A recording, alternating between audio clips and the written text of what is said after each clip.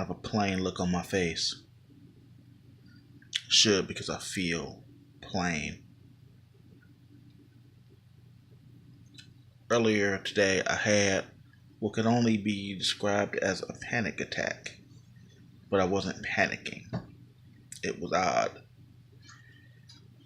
I was sitting in the living room watching stuff, and I just felt weird and dizzy. And my wife knew immediately that something was wrong. She wasn't even in the room, and she knew immediately something was wrong because I called her by her name. You see, we don't refer to each other by name very much. It's just honey or daddy or babe or sweetie. We're very affectionate in that way. So when I called her by her name, she knew something was wrong, and it wasn't like I felt like, oh my God, I'm gonna die, this is it, but I knew something was wrong. So she took care of me. She put a cool towel on my head. She kept me calm. I laid down, and I felt better. Am I 100% now? No, but I'm better. I'm much better. And I was a little tensed up, still a little tensed up, and I was ready to chalk that up to, okay, we're done with that. And I'm sitting here and I'm watching this video about Starfleet and Federation rules, and it's been interesting. And my wife hits me with a bit of news about her school, which was bittersweet for me. See, on one hand, the loan that she's gonna get will take care of school, which I'm so grateful for. That it means so much to me to watch her pursue her dreams. Like not everybody gets that opportunity. So to see my wife doing it and then doing it well, like she's been A plus student across the board since she started. Like out of a possible 115 points, she'll have 118. This is like, how is that even possible? It's because she does every possible extra credit assignment that they possibly give, and it just bolsters her numbers so well, and I'm so very proud of her. The only downside to that is that there won't be much left over for things that we need around the house, namely rent, which is like, that's the big thing. But I would much rather she worry about school. School's more important. And here it is, we're mid April now, and I've settled on the possibility that rent's going to be late for May. And it's weird because I train myself to think worst case scenario every single time, because that's what you're supposed to do. If you prepare for the worst case scenario, everything else will just seem easy breezy beautiful by comparison. And that's a system that's worked for me my entire life. Like worst case scenario, see, we're dealing with a whole new management team now, and like the last two were just slumlords. Let's call it what it is. They were just slummy. So if we were late, they were like, guess we'll work with you. Like, I mean, what else are we gonna do? But this new company that they have in place, like, I've seen more from them in the last month than I've seen improvement across the board for this property since we've been here. And we've been here now 5 years. So I don't know how well they're going to respond to, hey, we're going to be a little late, because I don't get the feeling we're dealing with like a little mom and pop shop anymore. Like, you could go to, a little discount place and say, hey, we're going to be late. And they'll go, okay, we'll work with you. But you don't go to Walmart and say, hey, we're going to be late, because that's a business. It feels like a business. The only thing that I can do is double and triple my efforts into going back to work. Now, I know I keep saying that.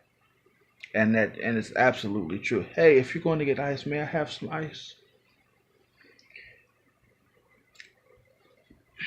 it's weird because thank you, baby. I I got all these interviews that I got lined up very late last month, and then even this month, I went and I knocked a few out, and that one ended up feeling like a scam to me, and I felt like it was more important to not just go, oh, it's a scam, and I'm not gonna not take work because I'm picky. I mean, beggars can't be choosers, but at the same time, I wasn't gonna fall for a scam. You know, it felt scammy, so I passed it up. So now I have to like triple and quadruple my efforts. And even if in a best case scenario, I was to start working the next week to 2 weeks or so, like the rent for May is still gonna be late. And I'm fine with that because worst case scenario is they seem unwilling to work with us. They say, no, we're not gonna, we just can't. We need it on time or not at all. In which case they would have to give us 2 months as far as eviction goes. And sure, it would go to court and they would win, but it also gives me 2 months to worry about it. That's not that's not where I want to be because at the end of that 2 months, it would be time to go. And oh, what a mess that would be because now we got to try to find a place to go. We need a place that's going to accept whatever amount of money that I'm making. We have to move. I have to pack. There's change of address. There's just our whole feng shui would get fucked up. So I like to think that this company will work with us, but I can't count on that. So it just comes down to I got to go back to work. And it's not like I've been avoiding going back to work. It's not like I'm just like, ha, I'm going to be lazy for as long as I can. It's just, I don't want to accept the first thing that comes along and it not be beneficial, you know. But I'm at a point now where, oh, thank you, baby. My baby's so sweet. I'm at a point now where trying to find strictly mobile jobs might not be the way to go. Maybe I need to go ahead and, settle for some foot patrol type stuff.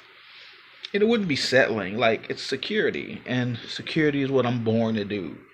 So I'm just going to have to suck it up, buttercup, and get back to work. And I don't want my wife to feel badly because her school money won't cover the rent because that's not what it's supposed to be for. It's supposed to be for school. I want her to be able to do everything she needs for school. That's her function. My function is taking care of the bills. So I'm gonna have to find a way to make it work. I know this seems to be the big topic of conversation lately, and it seems like I come out here and I talk about how things are not looking the best and we really need to work things out. And then I go, oh well, believe in the shield, it'll all work out. And this is not a contradiction in terms to me because in the end I do feel like it's going to work out. But I found that it's when I worry about things worst case scenario is when things tend to look up. Because if I were to just kick back and put my hands behind my head and cross my legs and let out a sigh and subliminate, nothing would ever get done. It's moments like this, it's things like this that light a fire under my ass to get me out there and get it done.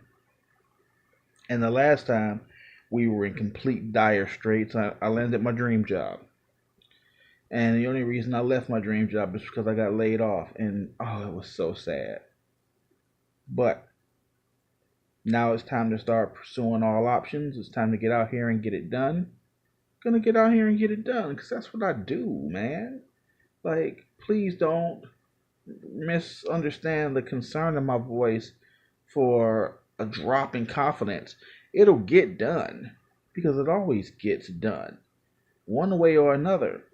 And hey, knock on wood, not even wood.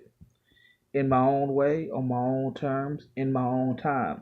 And I live in a house full of grown folks. There are no kids here. So at the end of the day, these people choose to follow me because I make good on the things that I say. So let's get it done. I would hate to not live up to that expectation. I mean, sure, I care a great deal about what these people think of me, but at the same time, I'm not trying to uproot my whole fucking life because I was too lazy to get out of bed one day, you know? So I'm not worried. I'm just aware, and it'll get done because that's what we do.